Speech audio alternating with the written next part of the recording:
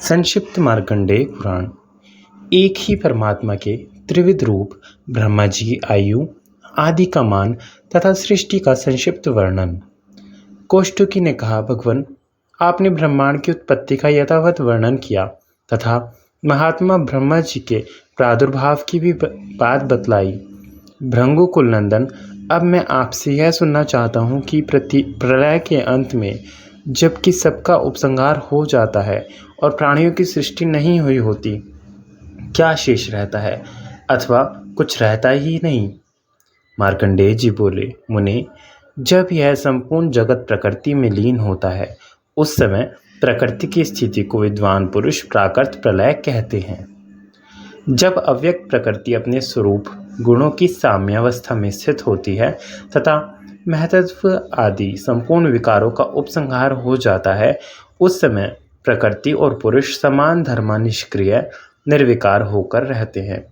उस समय सत्व और तम समान रूप से और परस्पर ओतप्रोत रहते हैं तथा जैसे तेल में तेल और दूध में घी रहता है, उसी प्रकार तमोगुण और सत्वगुण में रजोगुण घुला मिला होता है। जब परमेश्वर की योग दृष्टि से प्रकृति का शोभ होता है, तब महान अंड के भीतर से ब्रह्मा जी प्रकट होते हैं। यह बात तुम्हें बतलाई जा चुकी है।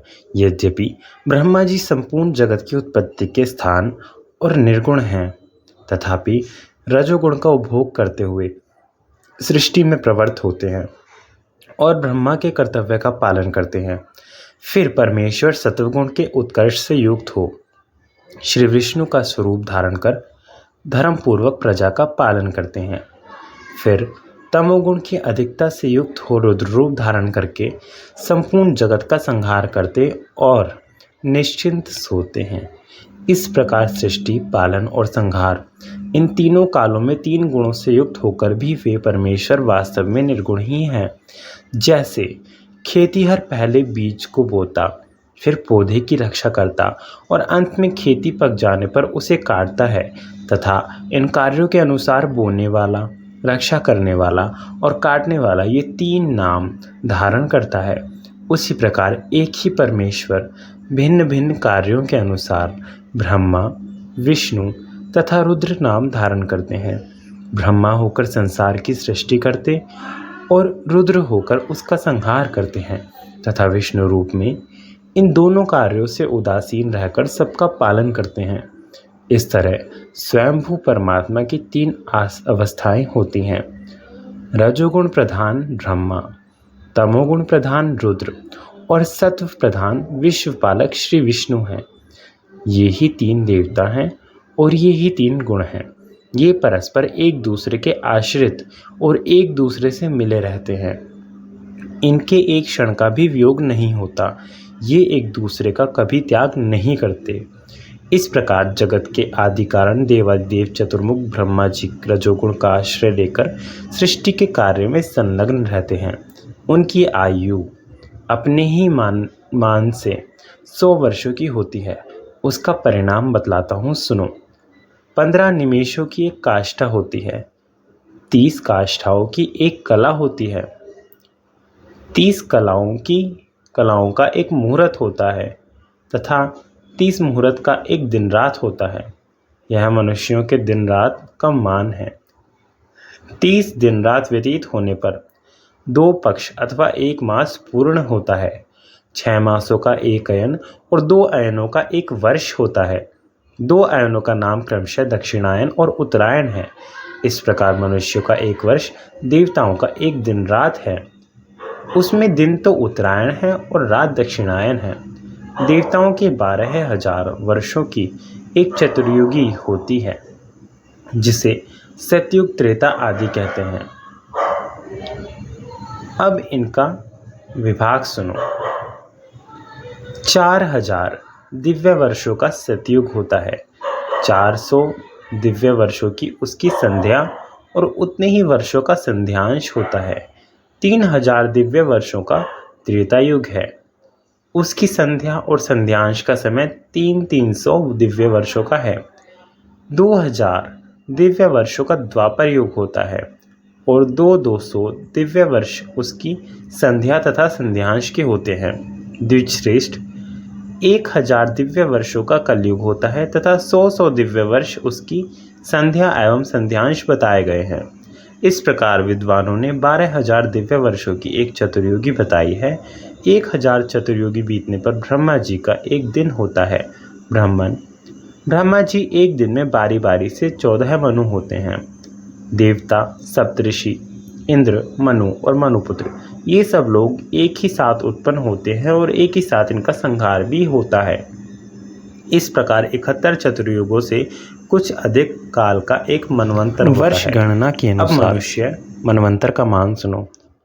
पूरे 30 करोड़ 67 लाख और 20,000 वर्षों का एक मनवंतर माना गया है। देवताओं के वर्ष से एक मनवंतर में 8,52,000 वर्ष होते हैं। इस काल को 14 गुना करने पर ब्रह्मा जी का एक दिन होता है। इसके अंत में विद्वानों ने नैमित्तिक प्रलय का होना बतलाया है। उसमें भूलोक, भूअरलोक और स्वर्गलोक जलकर नष्ट हो जाते हैं। महरलोक बच जाता है, किंतु नीच के लोकों के जलने से वहाँ इतना ताप पहुँचता है कि उस लोक के निवासी जनलोक में चले जाते हैं। फिर तीनों लोक एक महासमुद्र के गर्भ में छिप जाते हैं। ब्रह्मा जी की रात आ जाती है, इसलिए वे उसमें शयन करते हैं। ब्रह्मा के दिन के बराबर ही उनकी रात भी होती है। उनके बीतने पर फिर सृष्टि का क्रम चालू होता है। इस प्रकार क्रमशः ब्रह्मा का एक वर्ष बीतता है और पूरे 100 वर्षों तक उनका जीवन रहता है। उनके 100 वर्ष को एक पर कहते हैं।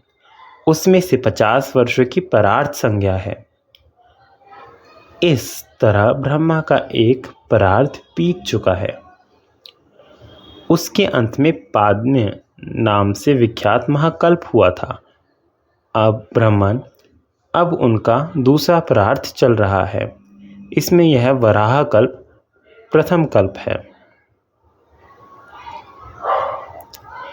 कौष्टुकी बोले, सृष्टि के आदिकर्ता तथा प्रजापतियों के स्वामी भगवान ब्रह्मा जी ने जिस प्रकार प्रजा को उत्पन्न किया, उसका मेरे लिए विस्तार पूर्वक वर्णन कीजिए। मार्कंडेय जी ने कहा, ब्राह्मण, पाद्म कल्प के अंत में जो प्रलय हुआ था, उसके बाद रात्रि बीतने पर जब सत्वगुण के उत्कर्ष से युक्त श्री विष्णु स्वरूप ब्रह्मा जी सोकर उठे, उस समय उन्होंने संसार को शून्य देखा। जगत की उत्पत्ति और संहार करने वाले ब्रह्म स्वरूप भगवान नारायण के विषय में विद्वान पुरुष ये श्लोक कहा करते हैं।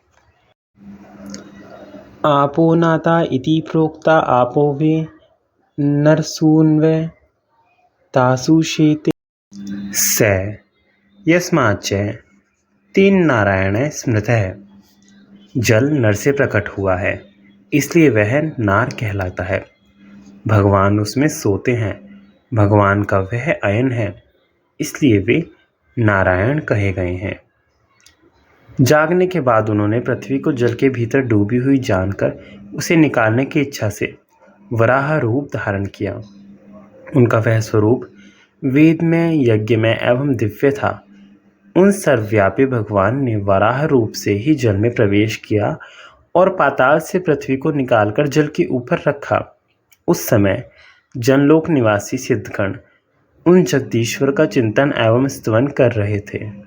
पृथ्वी उस जलराशि के ऊपर बहुत बड़ी नौका की भांति स्थित हुई। पृथ्वी का आकार बहुत विशाल और विस्तृत है, इसलिए यह जल में डूब नहीं पाती।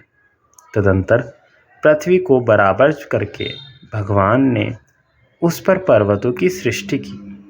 पूर्वकल्पी सृष्टि जब प्रलय अग्नि से दग्ध होने लगी थी, उस समय सब पर्वत पृथ्वी पर खंड खंड होकर बिखर गए और एकाणव के जल में डूब गए। फिर वायु के द्वारा बहुत सा जल एकत्रित हुआ। उस जल से भीगकर और प्रवाह में बहकर जो पर्वत जहाँ लग गए, वे वहीं अचल रूप से स्थित हो गए। कौष्टुकी जी ने कहा, ब्राह्मण, आपने थोड़े में ही सृष्टि का भलीभांति वर्णन किया। अब मुझे देवता आदि की उत्पत्ति का वृतांत विस्तार से बतलाइए। मार्कंडेय जी बोले, ब्राह्मण, ब्रह्मा जी ने सृष्टि रचने का विचार किया, तब पहले उनसे मानस पुत्र की उत्पन्न हुए। तदनंतर देवता, असुर, पितर और मनुष्य, इन चारों को उत्पन्न करने की इच्छा से उन्होंने जल में अपने को योगयुक्त किया। युगस्थ होने पर ब्रह्मा जी के कटि प्रदेश से पहले असुरों की उत्पत्ति हुई। तब उन्होंने अपने उस तमोगुणी शरीर को त्याग दिया। त्यागने पर वह शरीर रात्रि के रूप में परिणत हो गया। फिर दूसरा शरीर धारण करके जब प्रजापति ने सृष्टि का विचार किया, तब उन्हें प्रसन्नता हुई। उस अवस्था में उनके मुख से सत्वगुण के उत्कर्ष से युक्त देवता उत्पन्न हुए। फिर भगवान ब्रह्मा ने उस शरीर को भी त्याग दिया। त्यागने पर वह सत्वप्राय दिन के रूप में परिणत हो गया। तदंतर पुनः उन्होंने सत्वगुणी शरीर को ही धारण किया। उस समय उन्होंने अपने को सबका पिता माना, इसलिए उनसे पितरों की उत्पत्ति हुई। पितरों की सृष्टि के बाद ब्रह्मा जी ने वह शरीर भी छोड़ दिया। वह छोड़ा हुआ शरीर संध्या काल के रूप में परिणत हुआ, जो दिन और रात के मध्य स्थित होता है। तत्पश्चात भगवान ब्रह्मा ने रजोगुण की अधिकता से युक्त दूसरा शरीर धारण किया। उससे मनुष्यों की उत्पत्ति हुई। मनुष्यों की सृष्टि के बाद उस शरीर को भी उन्होंने त्याग दिया। वह शरीर ज्योत्स्नात काल के रूप में परिणत हुआ। वह शरीर ज्योत्स्नात काल के रूप में परिणत हुआ। ज्योत्स्ना काल, जो रात के अंत और दिन के प्रारंभ में हुआ करता है। इस प्रकार ये रात और दिन, संध्या और ज्योत्स्ना काल देवादिदेव भगवान ब्रह्मा के शरीर हैं। ब्रह्मा जी ने अपने प्रथम मुख से गायत्री छंद, ऋग्वेद, त्रिवर्त, रथंतर, साम तथा अग्निष्टोम यज्ञ को उत्पन्न किया। दक्षिण मुख से यजुर्वेद, त्रिष्टुप छंद, पंचदश स्तोत्र तथा बृहत साम की सृष्टि की। पश्चिम मुख से सामवेद, जगती छंद, पंचदश स्तोत्र, वैरूप, साम तथा अतिरात्रि यज्ञ का निर्माण किया। और उत्तर मुख से 21वां अथर्व, आप्तोयार्म यज्ञ, अनुष्टुप छंद तथा वैराज साम को प्रकट किया। उन्होंने कल्प के आदि में बिजली, वज्र, मेघ, लाल, इंद्रधनुष और पक्षियों की सृष्टि की तथा उनके शरीर से छोटे बड़े अनेक प्राणी उत्पन्न हुए।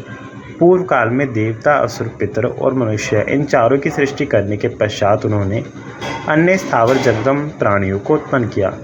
यक्ष, पिशाच, गंधर्व, अप्सरा, नर, किन्नर, राक्षस, पशु, पक्षी, मृग, सर्प आदि जंगम तथा स्थावर भूतों की सृष्टि की।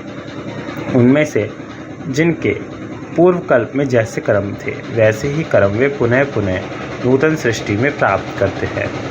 हिंसा, अहिंसा, मृदुता, क्रूरता, धर्म, अधर्म तथा सत्य, असत्य को वे पूर्व जन्म की भावना के अनुसार ही प्राप्त करते हैं और उस भावना के अनुकूल वस्तु ही उन्हें रुचिकर जान पड़ती है। इंद्रियों के विषयों, भूतों तथा शरीरों में स्वयं ब्रह्मा जी ने ही नानात्व का विधान किया है। उन्हें अनेक रूपों में उत्पन्न किया है। देवता आदि भूतों के नाम और रूप का तथा कार्यों के विस्तार का उन्होंने वेद के शब्दों से ही प्रतिपादन किया है। ऋषियों के नाम भी वेदों से ही निश्चित किए गए हैं। ब्रह्मा जी की रात्रि का अंत होने पर उन्होंने देवता आदि जिन जिन भूतों की सृष्टि की है, उन सब के नाम, रूप और कर्तव्य का ज्ञान भी वेदों से ही प्रदान करते हैं। जिस ऋतु में जिस प्रकार के अनेकों चिन्ह देखे जाते हैं, युगादि में सृष्टि होने पर वे सभी वैसे ही दृष्टिगोचर होते हैं। रात्रि के अंत में जगे हुए अव्यक्त जन्मा ब्रह्मा जी की सृष्टि प्रत्येक कल्प में ऐसी ही होती है। ओम नमः शिवाय।